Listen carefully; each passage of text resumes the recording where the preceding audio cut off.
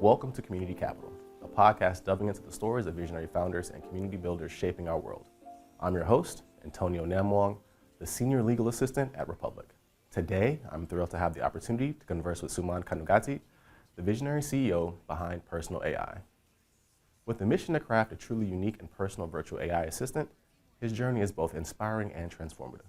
So buckle up and join us as we explore the intricate workings of Personal.AI and uncover insights that promise to broaden your perspective. All right, welcome to Community Capital, everybody. Today I have the great pleasure and honor of speaking with Suman Kanuganti, the CEO and co-founder of Personal.AI, a really cool AI tool that's using to help improve human-human interaction, just mentioning, just making your life overall easier. Suman, thank you for being on the podcast today. I'm really excited to talk to you about your background and also Personal.AI and what it can bring to, what it means for the future. And so before we kind of dig into it, it's my understanding, like just in background work, I do research. I try to do my due diligence on our guest. You have an engineering background and you kind of took that and you kind of went into what I would describe as kind of solving hard skill issues, right? You use Ira, which is your first company that you founded and your first AI tool to help the visually impaired using AI and augmented reality. And now you're using AI to kind of create a personal assistant. Can we kind of dig into your background and how you started from engineering and you kind of got to where you are now? Yeah, first of all, thanks a lot for having me, Antonio, and it's a pleasure talking to you. My background, as you said, is engineering. I did my master's in robotics at University of Missouri Columbia almost 20 years ago, after doing my bachelor's in engineering back in India. So, um, I think as a engineer, as a roboticist, I was super passionate about just going into large tech companies and then, programming robots like back in Caterpillar as well as, and then I moved to Qualcomm doing heavy engineering related work. The most interesting thing for me was I was also super passionate and involved with open source communities, with Linux communities, with engineering communities as well. And as I moved to Qualcomm and then shifted my career into Intuit, there were a period of time where I did development management, I did software engineering, and I started like building the products and touching the products that are useful to end consumers, such as like TurboTax. So I always say I was one of the men behind TurboTax.com. And there is something about when you use technology, create experiences that people touch and feel and create an immediate impact that gives you energy, that gives you strength. And I was thinking, okay, would I be sticking with the technical world and then continue to, build things from a technical perspective and product perspective? Would I want to actually start building companies, start building businesses as well? So I made an explicit decision to go get my MBA from Brady School of Management here in UCSD after I got married. And that hooked me up with the framework and the tools and network and just the understanding of how you would go about solving the problems with the technology, but at the same time, like building the businesses. So as you said, IRA was a fantastic experience for me. It was inspired due a dear friend of mine who is blind and low vision, and this was back in 2013 when Google Glasses came up with the concept of having a camera in front of the eye. And I was thinking, oh, geez, like, you know, how absolutely fantastic it is to use that camera where it is most needed, which is to process the visual information for people who are blind and low vision. And that's kind of the genesis or the initial stages of how to leverage technology to kind of augment human beings. So it's not necessarily solving the human as much as solving the problem associated with uh, misinformation or lack of information or like lack of abilities with technology. Then it was IRA. Now that kind of thesis continues with personal AI as well, which is this core idea of we as human beings like experience so much things on a day-to-day basis. We do forget everything, and we are not able to comprehend all these experiences that we have in our own world. And this lack of our own self in the digital world is what like personal AI is, which is, can this AI extend an individual person's thoughts and voice in their authentic true form, as if it's there is somebody that by their side almost all the time, continuously learning and continuously helping. I could definitely, I can see that in the trajectory, and and as a person who's kind of grown up with technology, I've seen how we as people use it to supplement and augment our lives to make it easier. And I find that it's very reassuring and refreshing that you are using it in that manner versus using technology and AI to replace the human interaction, right? And I think that's something Yeah. that should not be glossed over because you're using it to enhance and also Yeah. supplement to make life easier. 'Cause I think a lot of what I think a lot of the fear that I see with AI is that it's going to take over, become sentient, and all those things, which I think is probably based in I rooted in mean, science fiction. But having a digital personal assistant that is trained off your interactions, your speech pattern, the way you think, and to truly just be your digital footprint. I think that's kind of cool and interesting. yeah, I mean, I don't think technology is going to ever replace anybody, right? In terms of specifically humans. I think generally, right, technology always has been a foundation for us, and our lives and our work life, both personal life, kind of starts building on top of the technology. So the way I think about it is like technology is always going to remain a foundation, and every experience that we build will be built on top of this technology. Now, Ira is always a good example because initial stages of Ira, we were connecting blind people with like remote human agents. There is AI involved, but also there is humans involved that is still reporting, and there is this constant mantra of, oh, no, no, no, I don't want to replace my white cane. I don't want to replace the friend next to me. But essentially, what started happening is people actually started doing more things. Blind people started independently traveling around the world. They started gaining experience at the into like Disneyland. Like, what does it mean to comprehend this vastness of visual world that is available to them that otherwise is lost or not available to them? And with personal AI is kind of the same thing, which is we get into like, oh, personal AI can will replace what humans will do. But technically what happening is now we have a synthesis or a collection of entirety of who we are that is continuously like making our own asset and digital experiences. Okay, how many people can now access like the knowledge that I have? I haven't told you the story, but the inspiration behind this is, I wanted to connect emotionally as well as intellectually with a dear mentor of mine who taught me a lot. His name is Larry Bach. And he lost because of pancreatic cancer when I was building my previous company. And I picked up this mantra of like, what would Larry do, right? And I always wish there was like Larry's AI, right? So there is a element of reducing the access, and that access could be between humans, human to human, and between like in yourself. Like sometimes there is a discovery process that happens on tapping into your own knowledge, right? So all of a sudden you are a utility for yourself, but also for people around you at a much greater capacity, available in many different forms and fashions, being at many places at the same time, which is comes down to the productivity and the time. So I think it's a composition of this access, time, and capacity, kind of that locked into this concept of having your own personal AI model that is continuously learning who you are and then helping you today with the things around you, but also stays as an asset, as a living digital twin forever into the future. Okay, that's interesting. And so from hearing that, the main difference between personal AI and the other virtual assistants and chatbots that are in existence is that rather than using LLM or learn language machine, it uses your personal language. So the data that you feed into that personal, there's no other outside information being fed into it, right? So the only things that it pulls from is what you feed it. So your data, your text, your calendar requests, or whatever the way you craft emails. So that's all. So that's the main difference is that you inject what it needs to learn versus it being pulled from the algorithm or from a cloud-based service somewhere.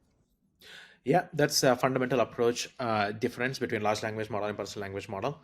Uh, in a way, because of the amount of awareness around large language models that happened in 2023, people always struggle with, okay, what is the underlying architecture? Is it using a LLM, Cloud LLM, or Palm, or OpenAI? Well, fundamentally, we actually built the personal language models as a foundational models, right? So the architecture difference is every model has its own memory. So this memory is composed for attached to a individual person. So every memory and every model has an identity, and every model also has an owner, right? In most cases, the identity, let's just say, is a person such as Antonio, right? And the owner could be Antonio or your company, right? But the ownership of the data belongs to the individual behind it. The uh, memory also is authored or belongs to that particular person. So all of a sudden, then we are tapping into this private proprietary knowledge that is authentic to you, right? We will continuously learn from large language models. For me, large language models fills in perfect use case of tapping into the world's knowledge in a much more richer, smoother, faster manner, right? Now what we are doing is, you know, over the period of time, we continuously learn, we continuously create memories, continuously remember experiences. But there is a gap, and that gap is our lives from an individual perspective is compartmentalized in many different platforms, right? Well, what if you basically aggregate all that and start creating a body of intelligence that is completely of you, which is serving you, not necessarily serving the platforms. So yeah, so this personal language model has its unique and discrete memory that is pretty much all your historical knowledge that you have ever authored, if you would wish, and any of the ongoing, kind of digital information that you can capture as well. And yeah, it will basically has knowledge and facts and opinions and thought process and technically anything that otherwise you would. Just kind of go back a little bit in terms of since the platform is using your personal information, how is it that you secure that information so that it's not leaked out or you or the user feels safe and secure with it? And then are there ways that you are able to create an AI that's unbiased and ethical and at the same time? Because I know there's a lot of questions around AI and ethics when it comes to using AI for things, especially in art Yeah, these days. yeah, absolutely. And on the first question, I mean, identity management and the key management are part of the system, right? Which you would expect from, any service. The good news though is legally, including our terms of service, Personal.AI/TOS, we actually provide or guarantee the ownership of the data to the people. Um, so we are working on a project where this private key management actually can, the user can be the custody of the keys itself. Uh, because legally we already provide or give the ownership of the data and the model to the people. They can like literally leverage however they would want. The company does not own any data or the models of the people that who are like training on top of personal.ai. So I think that's critical piece. And the second piece is every memory and model are discrete, right? So technically, the memory is not shared, which comes down to the privacy aspect of it. In most cases, like AI systems do like leverage some metadata or some techniques that combines across all the different users and create other AI systems or AI recommendation systems, and we do not have intentions to do so because our fundamental purpose and our customer that we are serving is individuals and individuals behind a business or behind like for themselves, and we do not want to do that, and the architecture supports it. And finally, our models, are indeed small. We are working on a milestone where you can actually put our models into your, running onto your phone as well as running onto your device. So technically, your memory and your model basically stays and returns with you. That will likely take a few more months of technological advancements in terms of getting this, sophisticated small models to run on these devices. But that is the path we are heading to. So yeah, it's very clear, very transparent, very much. Uh, uh, Solving for the principles of what the company is set about, which is user trained, user controlled, user owned, and there won't be any variations or any changes to that because that's kind of fundamentally what the company is about. We do get pushback on that one, but we are not going to budge. It's all about solving for people for us. And the second thing is AI and ethics, and that again goes back into the core concept of what these models are. Right, you're not aggregating all this information. Right, when you have aggregation of data coming from multiple different people or internet or domains, then you would start talking about, oh dear, hang on, what kind of bias that exists within this specific region of data or specific marketplace of data. Well, we have a responsibility, which is every user has a responsibility of their own model or of their own um, what you call memory that goes into it. So what that means is that bias is like basically narrowed down to one person, right? So if you have a bias, inherent bias, on anything, then yes, so your inherent bias will be replicated only to that model, But it's platform is not essentially doing anything. It's not ingesting any data to any model or aggregating anything to spread that misinformation or to like extract or highlight the bias that exists in the underlying data. And that's the beautiful part of it. Okay, that sounds really cool, and I like that you have the platform be able to be contained on your phone, right? So I guess that also adds another level of like trust and security because if everything is on your phone, then you don't have to worry about it going anywhere, being leaked anywhere, unless of course your phone is hacked, but that's a whole different scenario and problem. Yep. Yep. Okay, Yeah. and then so I kind of think that I wanted to talk about and ask your opinion or your experience as being the CEO and how and if you find any issues, trying to find a balance between pushing the bounds of technology and ensuring the responsible use of AI with the platform. But again, you kind of stated several times that is the core competencies and the core ethos of the company is to keep it user based and at the user level. And so I think that kind of answers that, unless you want to expand on that anymore. There, the most interesting and fascinating part for me through this journey is, we started developing these models back in 2020, right? It was more a research company, like an AI research company, labs company. And last year, obviously we got caught up in the, rise of AI and OpenAI and ChatGPT, and dramatically the perception of the market has kind of shifted. You know, so I think as a founder, the fascinating part for me is what is happening in the macro space and what does it mean to you and to your company and to your customers, right? Because it may be very tempting, it may be very there could be like a lot of influence, good or bad, because there are things happening out there in the space may alter your decision, your course of path, your track that you are heading into, which is really tough thing to adhere sometimes. It's like, oh, if we are indeed able to go this path and compromise on, privacy of the memory, or, not having independent models, but have, actually aggregate the models to get like better output, then you are fundamentally uh, not solving for the mission that you set out to. So I guess all I have to say is, um, the team has done fantastic job on sticking to the core uh, model development and architecture and approach that the issues that we currently see, or at least the gaps that we currently see for some use cases where large language models cannot solve, such as attribution of data, such as personalization of a model like down to the individual that kind of still protects the privacy of it, right? The thing that scales horizontally, these are cheap, these are 40x more efficient than even a fine-tuned method, that is make it more available to all the people. And do not put the AI in the hands of just the big tech again, or big control, because then you do not have the authority and do not have the mechanisms to be able to alter how you would want to deploy AI into your life.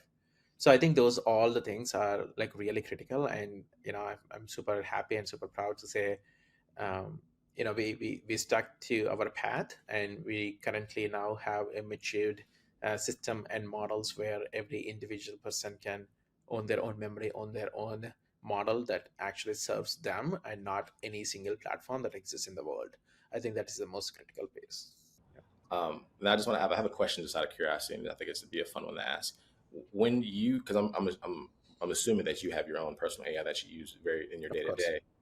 What what was the interaction like when you first like introduced it to like a close group of friends, and like what you using your personal AI to interact with your close circle? What was that you know interaction like? the most memorable moment for me was how my sister really started getting attached to my AI self.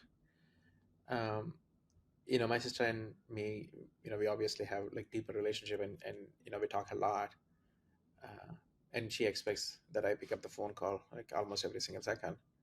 And since my AI, I think her first interaction has turned out to be like going and chatting with me in personal AI, because she knows that I'm looking at it, but she also has my AI thoughts coming in, and every AI response has a personal score, so she knows like how personal it is to what Suman is saying.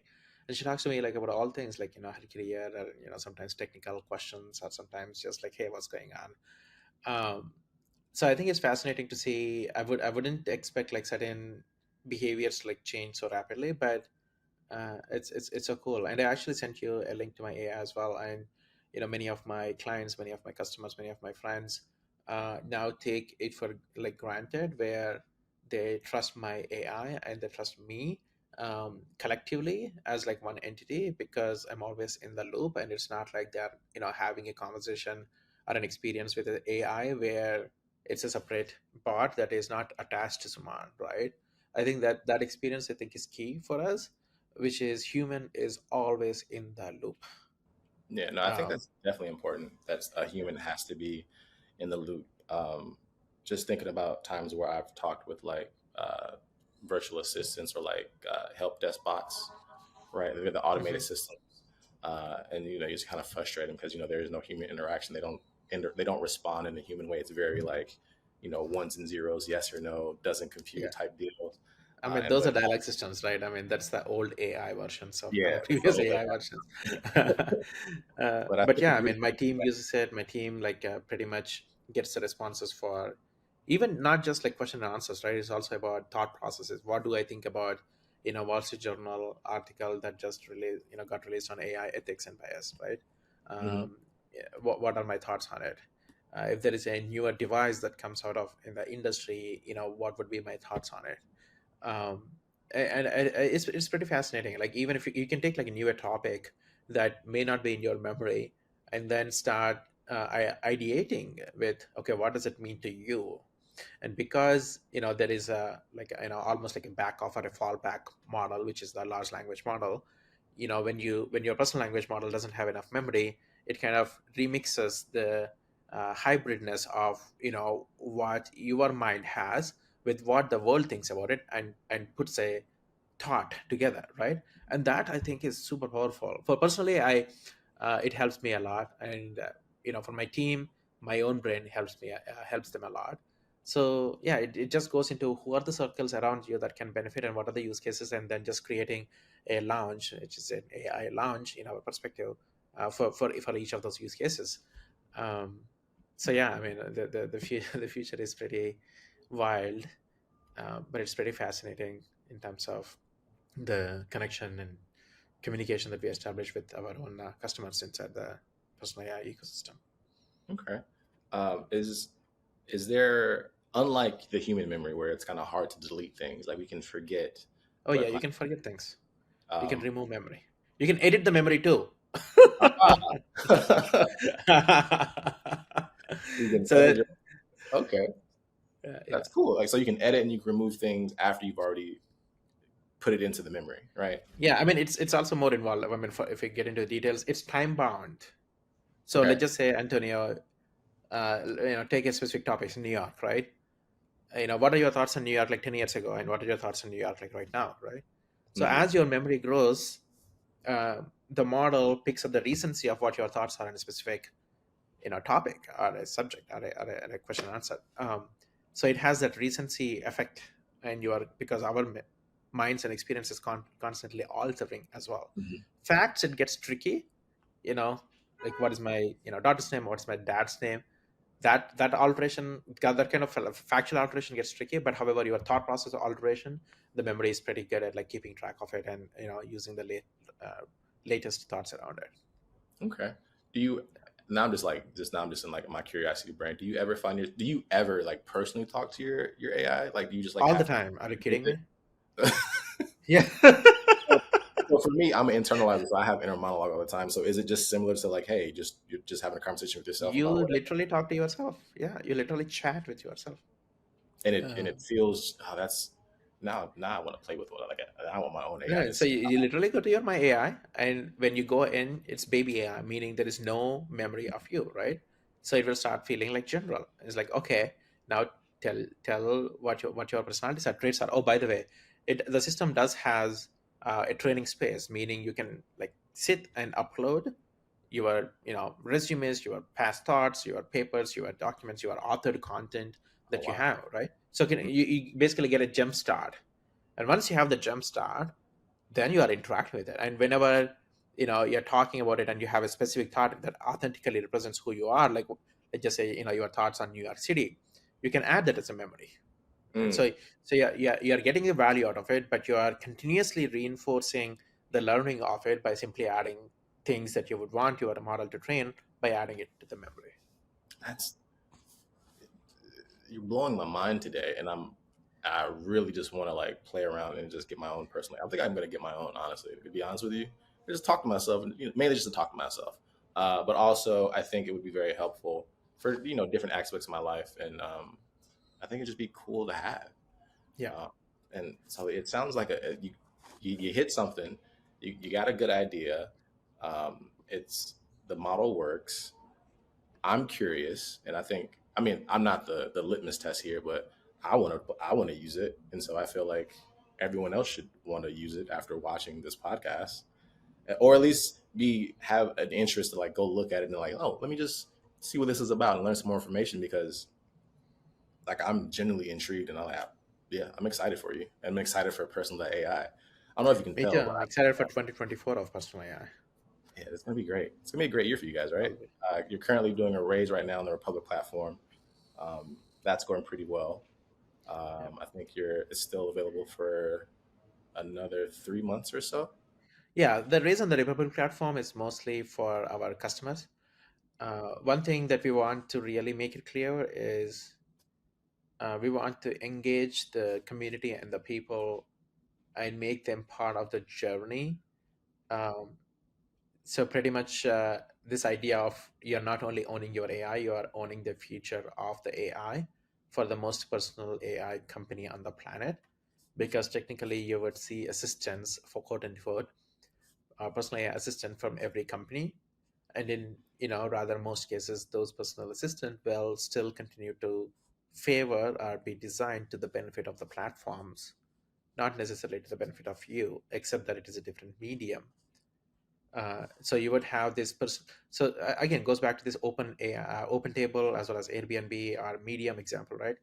If you go to Medium and you start interacting and reading some of the content, you will basically get the content from other people from the same platform, right? um, but that's not of interest. The interest is you don't want to limit yourself to a platform. You want to have those recommendations, those assistance, those personalization to your life, right?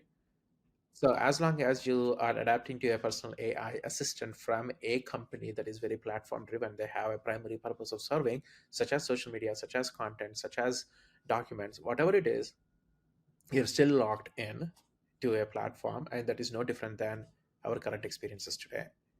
um, yeah, so I think that it requires a little bit of like a mindset shift, but you got to be selfish and think about you. What is internet going to do to you 20 years from now? What are you leaving behind for your kids, for your family, for your work people, for your colleagues, that has your identity that people can interact with?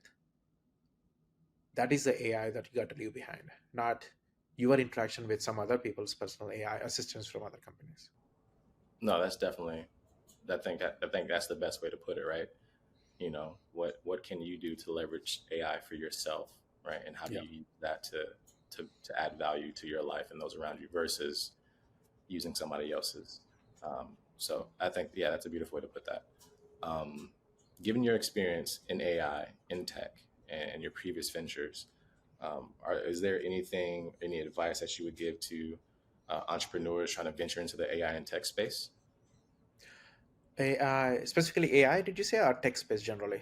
Just both. You can do AI specifically, or we can do AI and tech. It, You did a little stint in augmented reality as well, I think generally for entrepreneurs, the most important thing is the conviction and being grounded into your mission, uh, because we are at the mercy of the market as well sometimes, and we are also mercy at the hype factor too.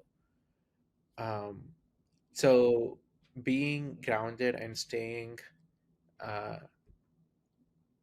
truthful to your mission and convicted and believing what you are going after is the thing that people need, and collect the data points from your customers and people. I think that's probably the most important thing. Now, when it comes down to the AI, um, I I think, I mean, I would want to caution the choices that probably people are going to make on what AI to build upon, right? There's always a fine line between the use of the platform versus the ownership of the platform and the data and the models, right? Do you, for example, if a business is building a, GPT bot, right? Okay, you are monetizing the GPT bot, but do you have like commercial license for it, and do you have the ownership of it in the future and not impacted by any other changes that may be happening over there, right? Yeah, so I think when you are building AI, like, build true assets that adds value to your company,